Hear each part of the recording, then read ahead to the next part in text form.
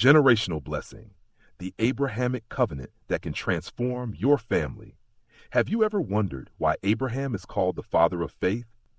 What if I told you that the generational blessing that flowed through Abraham's bloodline was meant to break the chains of failure from his father, Terah? Yes, before Abraham, there was a call, one that went unanswered.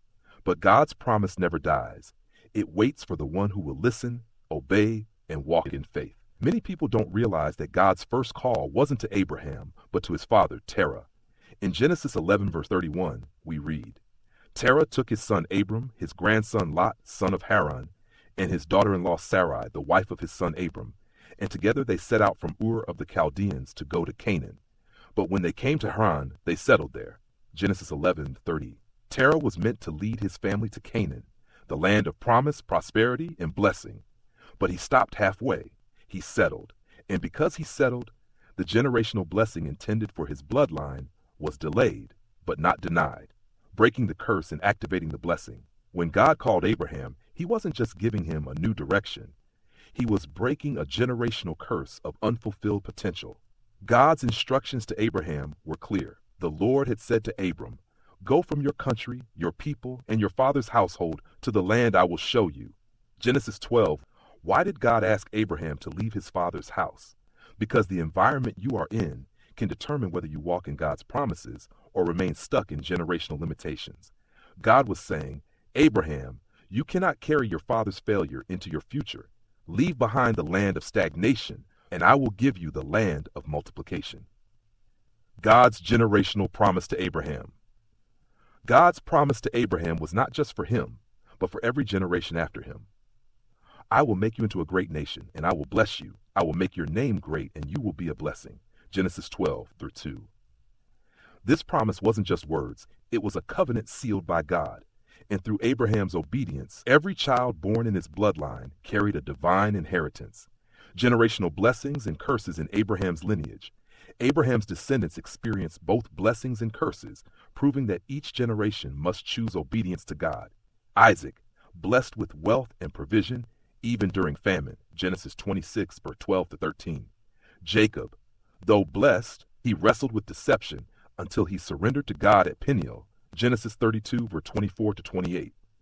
Esau missed out on his birthright because he valued temporary satisfaction over eternal blessing. Genesis 25:29-34. Yet despite individual failures, the generational blessing never ceased. Why? Because God's covenant with Abraham was eternal. I will establish my covenant as an everlasting covenant between me and you and your descendants after you for the generations to come. Genesis 17:7. Jesus, the ultimate fulfillment of the Abrahamic blessing.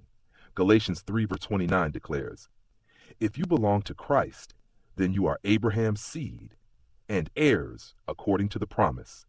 This means that as believers, we are part of that bloodline of blessing. The promise made to Abraham is yours if you choose to walk in it.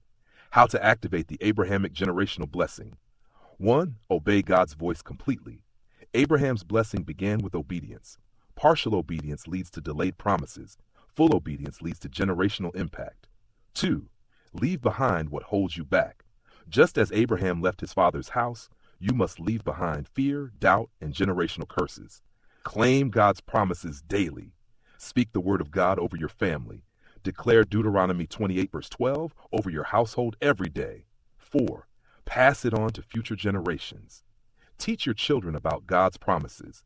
Let them know they are born under a blessing, not a curse.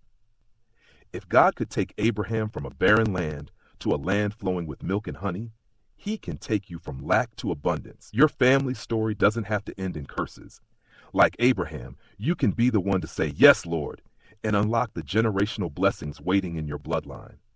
The Lord will make you the head, not the tail. If you pay attention to the commands of the Lord your God, you will always be at the top, never at the bottom. Deuteronomy 28. Today, choose to be the Abraham of your family. Break the curse, activate the blessing, and watch God transform your generation forever.